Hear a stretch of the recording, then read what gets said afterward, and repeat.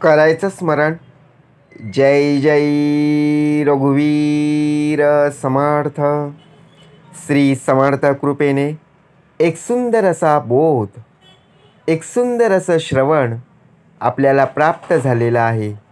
या श्रवणाच्या माध्यमातून उत्तमाचं सामर्थ्यसुद्धा समर्थांनी प्राप्त करून दिलेलं आहे. बघा, प्रत्यक्षपणे भाग कसा दिलेला आहे, नक्कीच श्रवण करूया. असं म्हणाले, आपल्याला सुद्धा ज्याप्रमाणे 5 ज्ञानेंद्रिये आणि 5 कर्मेंद्रिये मिळून हा दश इंद्रियाचा नरदेह प्राप्त करून दिलेला आहे, परंतु आपण डोक्याने विचार करत नाही. डोक्यामध्ये आपण संपूर्णतः टेन्शन, चिंता या गोष्टी आपण साठवून ठेवत असतो. ते टेन्शन आपल्याला बाहेर काढायचं आहे आणि मनाला संपूर्णपणे ताजतवाने ठेवायचं आहे. समर्थ म्हणाले, आता डोक्यामधील टेन्शन केव्हा दूर होतील? आपण विचार करतो, लोकांनी आमच्यासाठी काय केलेलं आहे, हा विचार आपल्या मनामध्ये येत असतो. आता याच पद्धतीने तुम्ही लोकांसाठी काय केलं हे कदाचित त्यांच्या लक्षात राहत नाही आणि राहणार सुद्धा नाही. ज्या वेळेला लोकांना गरज होती, बघा आपल्या शेजारी लोक असतात, ज्या वेळेला त्यांना गरज होती त्यावेळी आपल्या दरवाजा वाजवत होते आणि आपण त्यांच्यासाठी धावून गेलो होतो. परंतु ज्या वेळेला प्रत्यक्षपणे आपल्याला गरज आहे तर आपल्या मदतीला कोणीही धावून येत नाही. मग आपण विचार काय करत असतो, अरे ज्यावेळी त्यांना गरज होती त्यावेळी आपण आपल्या हातातील काम टाकून त्यांच्या मदतीला धावून गेलो, परंतु आपल्या मदतीला अजूनपर्यंत कोणी आलं नाही. मग तेच विचार, तेच टेन्शन, संपूर्णपणे त्याच चिंतेमध्ये आपला देह अजूनपर्यंत आहे. समर्थ म्हणाले, या डोक्यामध्ये बघा टेन्शन, चिंता घेऊन काही उपयोगाचं नाही. शेवटी त्रास कोणाला आहे? या नरदेहाला आहे. त्या लोकांचं टेन्शन, त्या लोकांची चिंता ज्याप्रमाणे आपण घेत असतो त्यामुळे त्यांना काही फरक पडणार आहे का? नाही ना. जो नरदेह ज्या भगवंताने घडवलेला आहे त्या भगवंताला त्रास आहे. कारण भगवंताने परिपूर्ण बनवून दिलेला हा जो नरदेह आहे त्याला सुद्धा काळजी आहे, तो चिंता वाहतो विश्वाची. मग आपल्यामध्ये त्या लोकांची टेन्शन, चिंता आपण का म्हणून घ्यायची? कारण इतरांना आनंद आपण ज्याप्रमाणे देत असतो त्याप्रमाणे त्या आनंदामध्ये संपूर्णपणे आपण सुद्धा सुखी आणि समाधानी असलं पाहिजे. दुसऱ्यांच्या सुखदुःखामध्ये सुद्धा आपण सहभागी होता आलं पाहिजे. तेव्हाच आपलं डोकं स्थिर होईल. मन चंचल आहे ते सुद्धा स्थिर होईल. परंतु आपला स्वभाव मात्र आहे ना, तो मात्र समर्थ बोलले की बदलला गेला पाहिजे.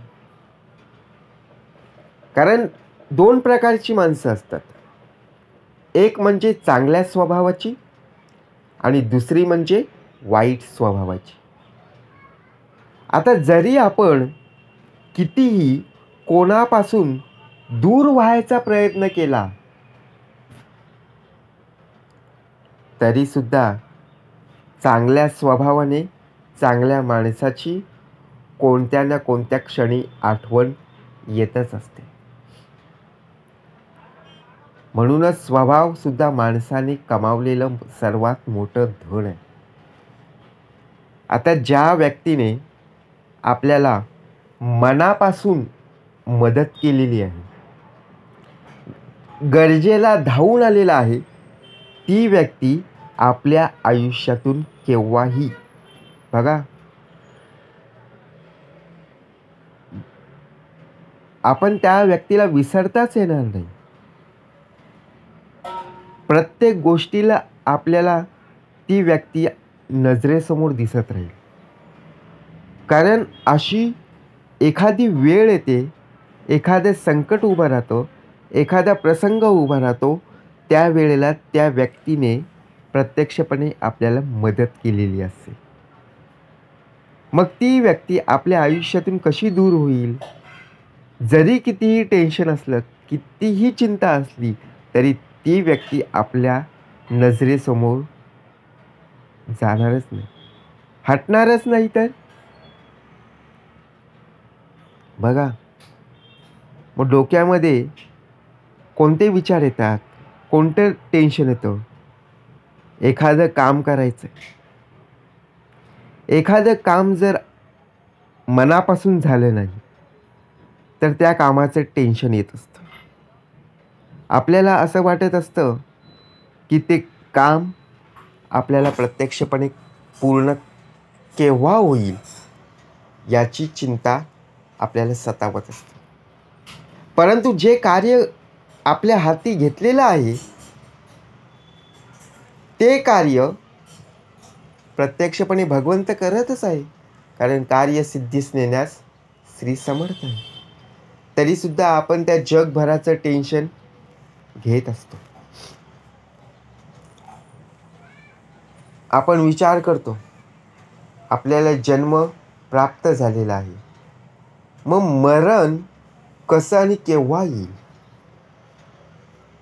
हे काय सांगून येणार आहे का? नाही ना. जन्माची वेळ, जन्माची तारीख आपल्याला माहीत आहे, परंतु मृत्यूची तारीख, मरण केव्हा येईल ते आपल्याला अजूनपर्यंत कळणार नाही. फक्त आयुष्य कसं जगायचं, या आयुष्यामध्ये काय कमवायचं, याचा निर्णय आपण स्वतःहून घेत असतो. आपण विचार केला पाहिजे. कोणालाही त्रास न देता आपण आपलं आयुष्य सुखाने आणि समृद्धीने कसं जगता येईल याचा विचार आपण स्वतःहून केला गेला पाहिजे.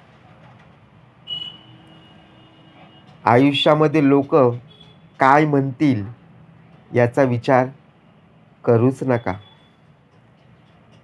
आणि याचा विचार जर आपण कधीच केला नाही ना,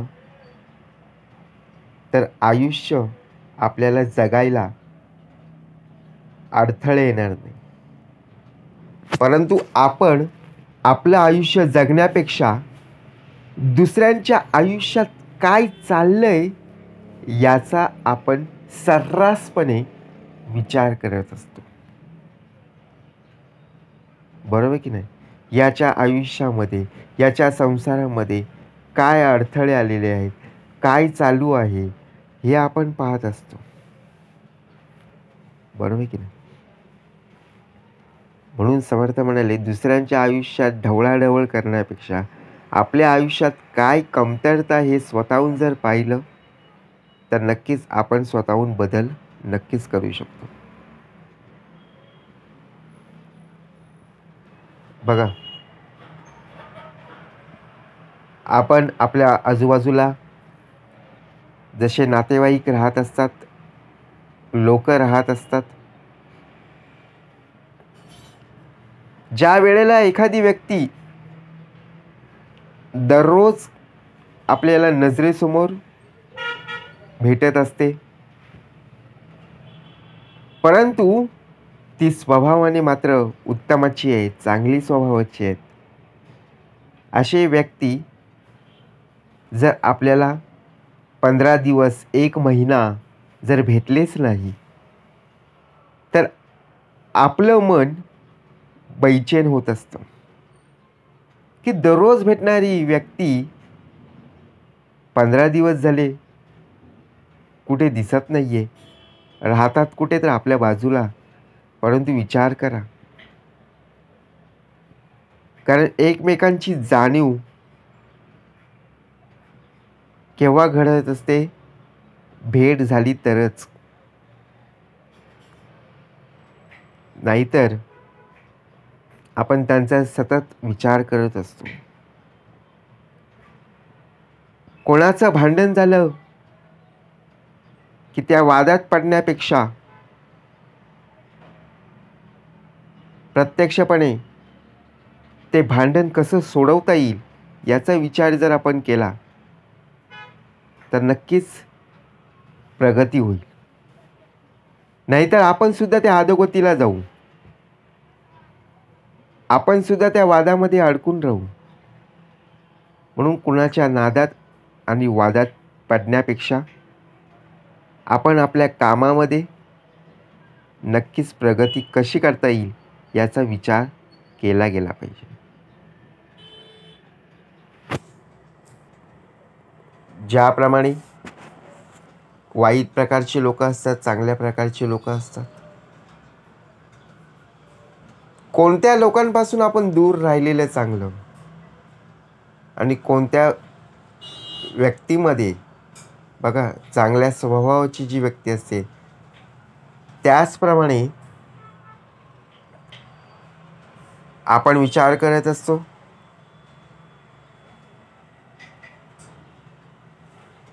चार पावलं दूर राहिलेलं चांगलं, परंतु लोकांना ओळखता आलं पाहिजे. आता लोक कशी ओळखायची?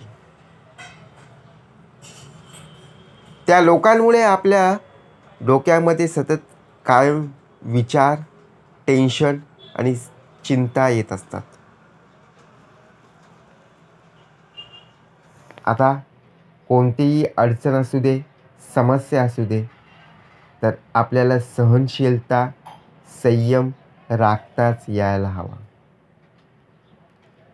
तरच आयुष्यात आपण सुखी समाधानी होऊ. बरोबर की नाही? म्हणून भाग कसा दिलेला आहे.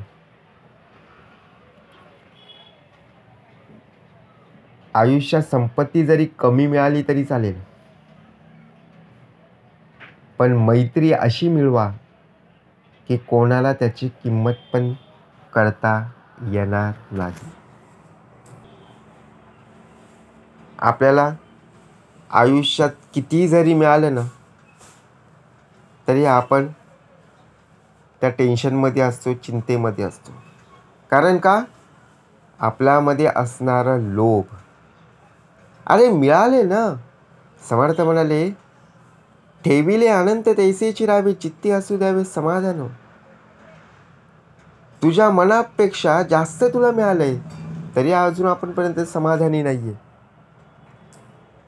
मग त्या पैशांपेक्षा चांगली मैत्री कशी करता येईल हे सुद्धा आपण जाणलं गेलं पाहिजे. पैसा आज आहे तर उद्या नाहीये, परंतु जीवनामध्ये, आयुष्यामध्ये येणारी माणसं ही सारखी सारखी येत नसतात. आणि आलेल्या माणसांना कसं टिकवायचं हे आपल्या हातात असतं. म्हणून समर्थ म्हणाले, डोक्यामध्ये अनेक प्रकारचे टेन्शन असतील, विचार असतील, ते बाहेर काढून आपलं मन आणि बुद्धी उत्तम प्रकारे असलेच पाहिजे. जय जय रघुवीर समर्थ.